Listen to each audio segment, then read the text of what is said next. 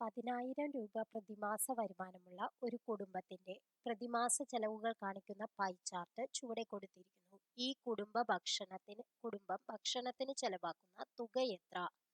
ഭക്ഷണം എവിടെയാ വരണത്? 90 ഡിഗ്രിയിലാണ് വരണത്. ആകെ എത്ര ഡിഗ്രി ഉണ്ട്? 360 ഡിഗ്രി.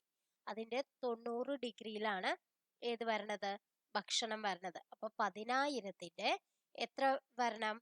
ഇൻറ്റു 90 ഡിവൈഡഡ് ബൈ 360 ചെയ്താൽ മതി. അപ്പൊ എത്രയാണ് വരിക? 4 ഇവിടെ വരും അല്ലെ? അപ്പൊ ഇവിടെ 4 25 4 100 പിന്നെ 2 0. അപ്പൊ 2,500 രൂപയാണ് ഏതിന് ചെലവാക്കണത്? ഭക്ഷണത്തിന് ചെലവാക്കണത്.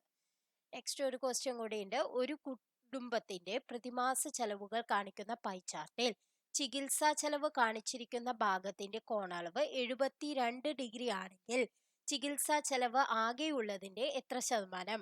എങ്ങനെയാണ് കണ്ടുപിടിക്കുക? അതായത് നമ്മളോട് പറഞ്ഞിട്ടുണ്ട് 72 ഡിഗ്രി ആണെന്ന് അല്ലെ?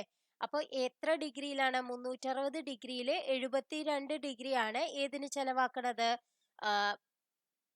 ചികിത്സാ ചെലവിനുള്ളത്. അപ്പൊ ഇതിന്റെ ശതമാനം എന്ന് പറഞ്ഞാൽ ഇൻറ്റു 100 അല്ലെ? 72 ബൈ 360 ഇൻറ്റു 100. അത് എത്രയാണ്? 0 വെട്ടിക്കളഞ്ഞു. 36 2 പ്രാവശ്യം. അപ്പൊ 20% എന്നുള്ളതാണ് ആൻസർ. ബി എന്നുള്ളതാണ് ആൻസർ. Thank you.